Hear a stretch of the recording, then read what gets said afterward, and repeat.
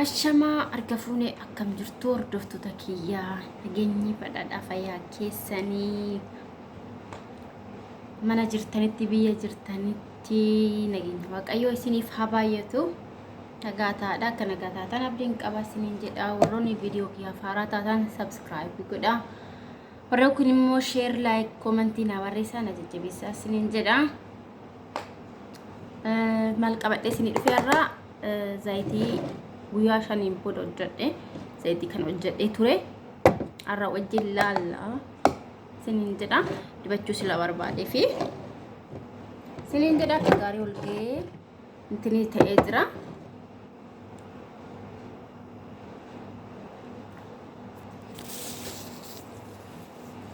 Na akka gaariitti wal ga'ee jira isiniin jedha. Akka gaarii qadaadee ol kaa'ee qadaanummiyaa caaramu siidhakuni laastikii miti. Laastikii osoo hin taane caaramsiitu filatamaadha jechuudha. Gizee yookiin waan tokko baay'ee akka gaarii ol ga'ee ol naati jechuudha. Furdaadha jechuudha. Zayitii beelatiin hojjedhe. Isin immoo zayitii barbaaddaniin hojjechuu dandeessu jechuudha. Zayitii mataa keessaniif mijatu. Zayitii mataatis taanan rakkina qabu. Isiniin jedha. Maanni irraa dibachuu sila barbaadeefu kunnoodha jechuudha.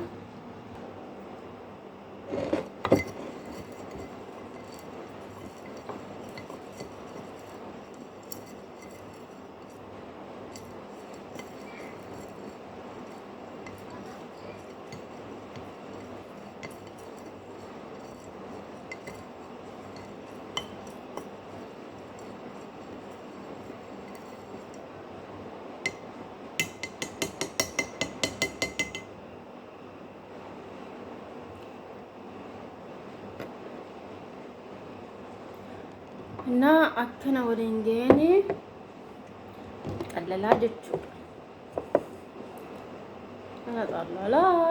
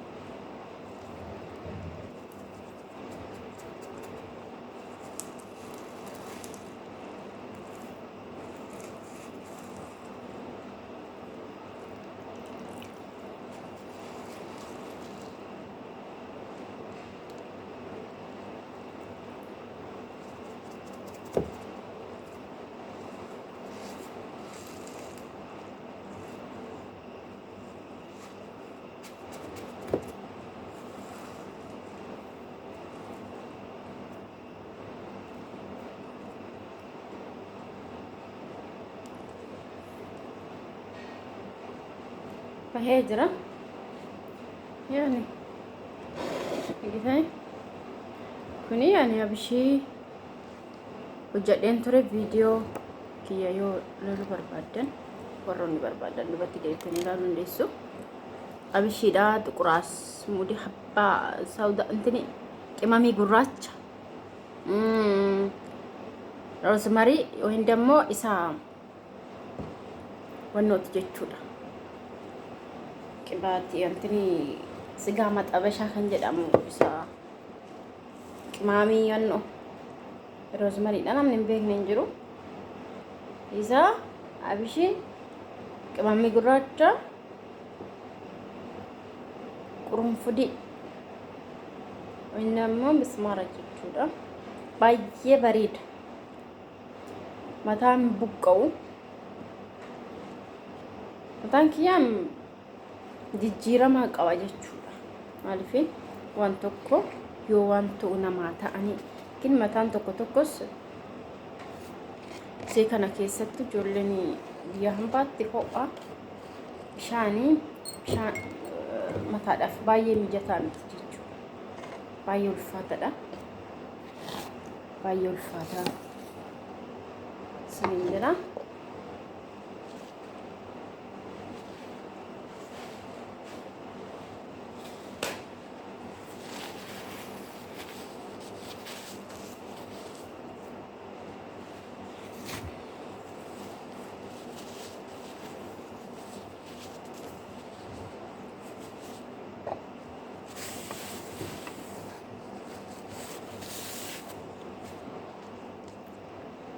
Na baay'ee bareedaadha dhugaa rabbii baay'ee fuddaadha taakeenya yaani kun baay'ee gize yeroo baay'eedhaaf naa ta'a jechuudha yeroo baay'ee dibadha baay'ee fuddaa ta'eedha jechuudha mi'a ani kanan qaba kanan fayyadama kan akka filaa saffaa osoo qabaatanii bareedaa isaa intini keessatti naqusanii kunis fayyadamee bareedaadha.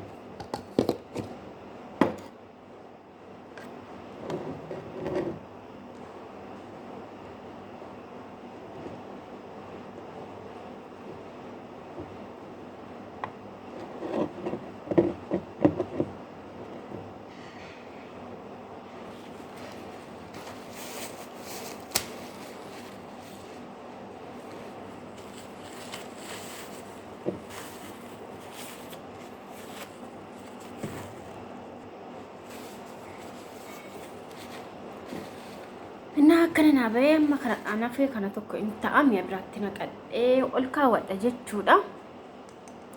Baay'ee bareedaadha. Halluu jijjiiree jira baay'ee bareeda. Kanammoo akkana uddannee akka foolii addaan finne firiijii keessa ol kaawwadha jechuudha. Bakkee qorra bakkee ho'aa qimaqamamii sila qabuufuu yaani fakkeenyaaf fudhadhaa qimamiitti naqnee lafa goone akka ol nyaatee urgaa fiduuf himee akka foolii intiniin fiduudha. Numa akka fooliin haala akka foolii nyaataa haala taane akka nyaataa isaatti haala nuun taane firiijii keessa ol kaawwadha dibadhee jechuudha. Amma nan dibadha. Dibachuu barbaada jechuudha. Sinjedha.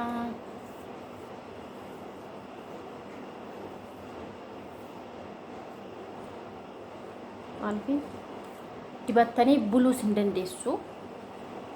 Ani dibadhee buluudhaaf shaashiin irra bulu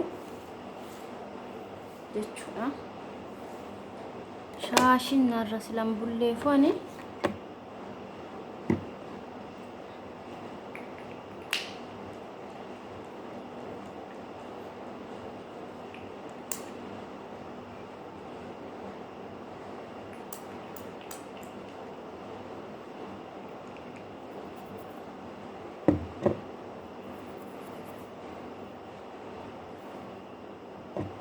keessattuu mataan kiyya bakkee kanaani rakkina qabu jechuudha.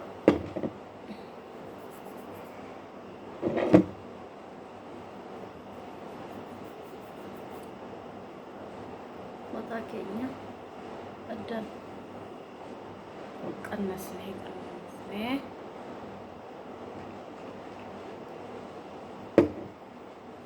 waan kecha isaa akka gaarii masaajii godhachuudha. Sim jenneetti gaddibnee dhiisoo osoo hin taane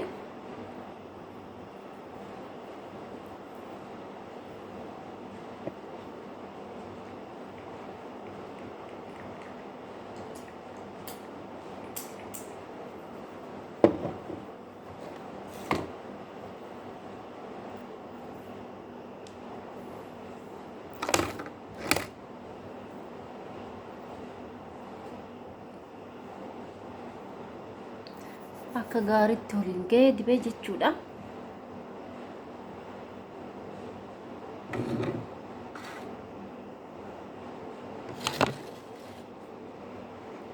Kana keessatti kan dibadhe sila ta'eef kun akkana ol kaa'ame jechuudha. Garuu dibachuudhaaf mataan keenya qulqulluu ta'uu qaba. Mataan keenya qulqulluu ta'uu qabaa jechuudha. Dibachuudhaaf immoo akka gaariitti maasaajii goone kenna akka gaariitti ol ga'uuf jechuudha.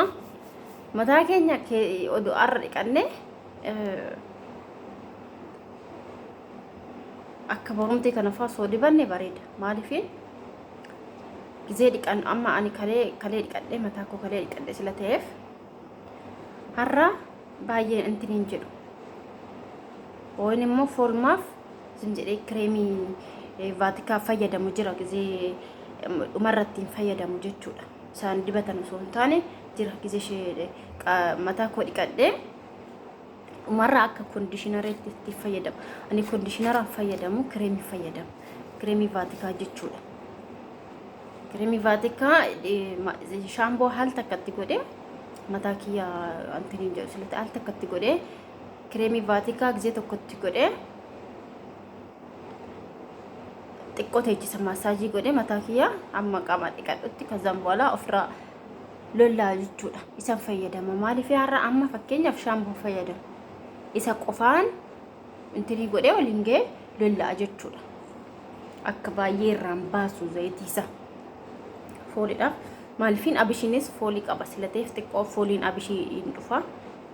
Qurunfudiinis yaa intinii jedhu qurunfudiin foolisaa bareeda. Abishiitu foolisaa dhufa. Abishiin foolisaan dhufa garuu immoo faayidaa mataa keenyaaf qaba. Fooliin qaba innee dhiisuu osoo hin taane kireemii foolii qabu ani foolisaa bareeda yoo dibanne minam hin dhufu jechuudha. Mataa keenya irra baay'ee hin bada. Yoo dibannu akkana dhufa malee gizeen noodha intiniin jedhu jechuudha. Naa bareedaadha. Mataa keenya qulqulluu ta'e akkasii yoo dibanne baay'ee bareedaa jechuudha.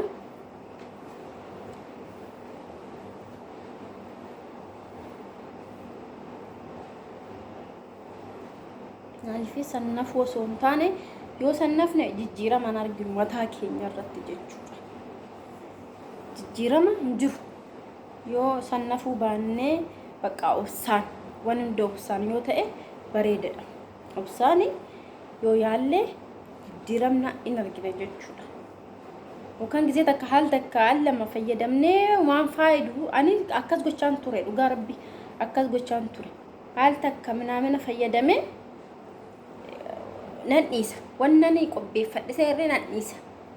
Maaliifin amma bakka jabaadheetuma gizuma mataa koo dhiqadhu waan ta'e dibachaa keessattuu ijoolleen matbaa keessa hojjettan mataa keessan gizee yaani kushiina keessa hojjetan mataan dafee foolii nyaata adda addaa silarraa dhufuuf mataa keessan dafatanii dhiqachuun dirqama. Gizee san immoo waan mataa dibatanii yoo dhiqatan mataan yaani hin badu bootadha jechuudha. Maaliif amma feestaaliin affanee tananan akka ni qooquuf jechuu akka dafquuf akka feestaaliin affanamee dafquuf feestaalii hidhadha. Innaa akkasasiin jedha. Kana fakkaata viidiyoon kiyyaa galgala gizee qaama koo dhiqadha. Liqliqeedha bakka kazan booda umaan dibu dhumarra jechuudha umaan dibu. Arraa dhoon dhiqadhee kireemii bichaa lollaadhabaa umaan dibu. Immoo gizee boru gizee gugee akkanaa nan ishima bootaa lamas ta'u sadis ta'u jechuudha. Gungunee na akkasasiin jedha. Viidiyoon kiyyaarraa kana fakkaata. Osinitii tore laayikii gachaa hadhasiniin jedha. Sheers naa godhana jajjabeessaa sinan jaalladha. Sinin jedha fayyaanaataa uraa bulaa. Ciao.